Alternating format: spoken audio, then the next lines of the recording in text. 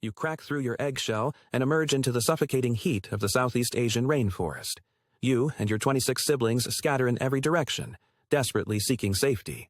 You glance over your shoulder, hoping to see your mother close behind, but she's nowhere in sight. Clearly, taking care of 26 little ones is too much for her.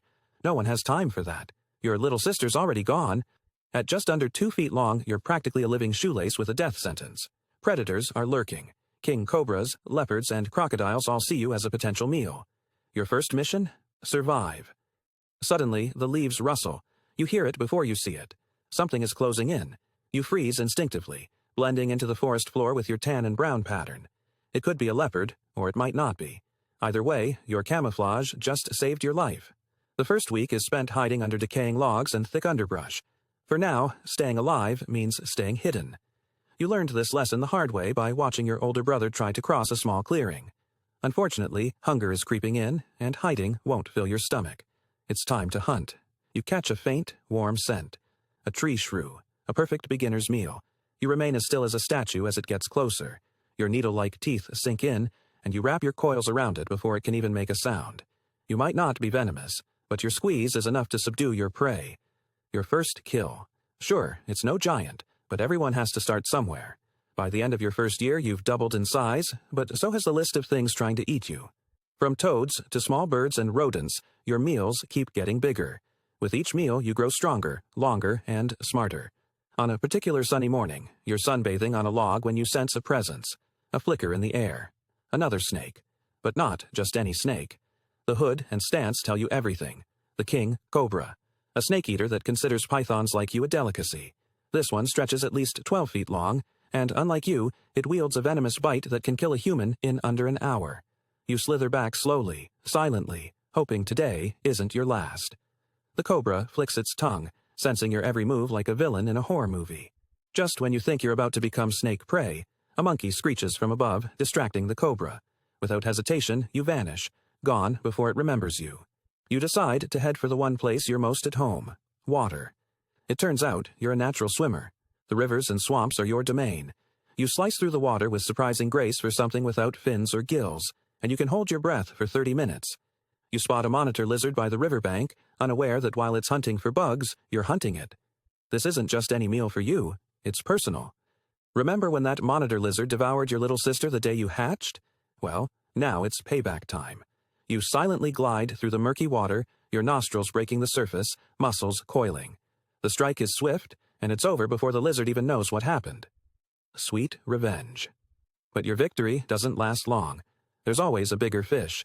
The log next to you explodes into motion. A crocodile lunges with shocking speed, its jaws snapping inches from your tail. You twist, thrash, and barely escape, leaving behind a few scales. Bruised and exhausted, you slink away to a quiet corner of the forest to recover. Fast forward, and you're 5 years old now.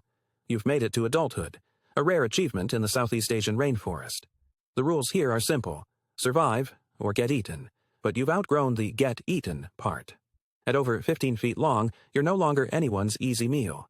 Even the leopards, once the source of your fear, now give you the right of way on the forest floor. Only the largest crocodiles still eye you as a potential snack, but even they hesitate. The tables have turned, and you're now the apex predator. You're an ambush predator, which means 90% of your life is spent waiting for food. Hours, days, weeks, just waiting, watching a single spot, hoping something edible will wander by, and then it happens. A piglet sniffs the air, unaware it's walked into its worst mistake. You explode from your hiding spot, jaws wide. What happens next is a spectacle. Your jaw unhinges, allowing you to swallow prey whole, several times wider than your own head. Your hundreds of backward-facing teeth ensure that once something goes down, it's not coming back up. Then comes digestion. For weeks, you're just a bloated meat tube, lying around, slowly melting your last meal. This is when you're most vulnerable, and that's when disaster strikes. You're digesting your biggest meal yet, a wild boar, when an owl's hoot overhead alerts you to movement nearby. A flash of golden-black scales catches your eye. A leopard. Even at your size, these bone-crushing cats are dangerous. In a desperate move, you projectile launch your half-digested boar. It's gross, but it works. The leopard, intrigued by the free meal, takes its attention off you. You escape, but at the cost of a week's worth of calories. But food isn't the only thing on your mind. When mating season hits, your body is flooded with pheromones. Every fiber of your being focuses on one mission: find a female. You pick up a promising scent trail, only to find another male already there. There's only one way to settle this: an epic wrestling match.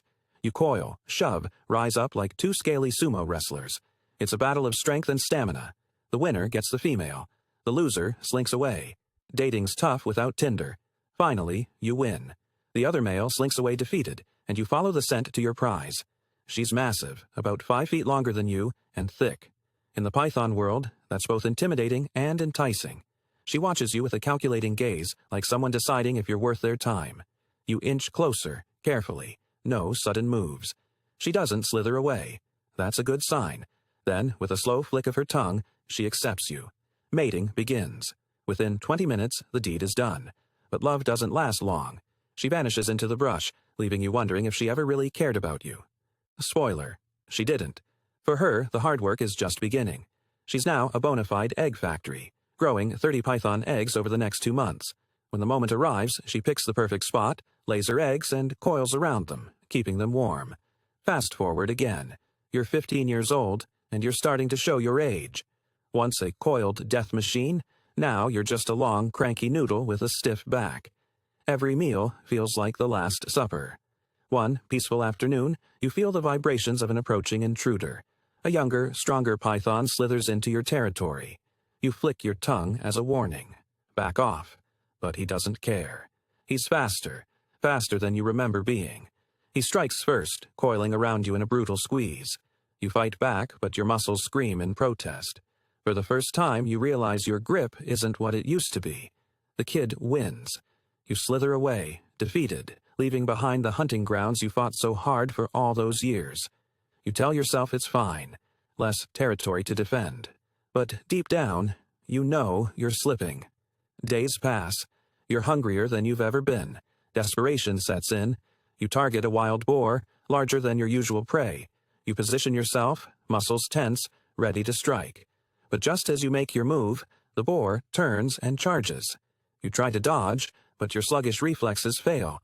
The impact is brutal, like being hit by a truck. You're left lying in the dirt, bruised and bleeding, and for a moment, you wonder if being a vegetarian wouldn't be such a bad idea. Injured and starving, you drag yourself to the river, hoping for some relief. The cool water glistens in the sun. But then, something shifts in the shallows. You freeze. That log, it's not a log. You've crossed paths with it many times before, always just out of reach. But today, it's close enough. As the water turns red and your consciousness fades, your life flashes before your eyes. And in your final moments, you can't help but think, man, it sure does suck to be born a python.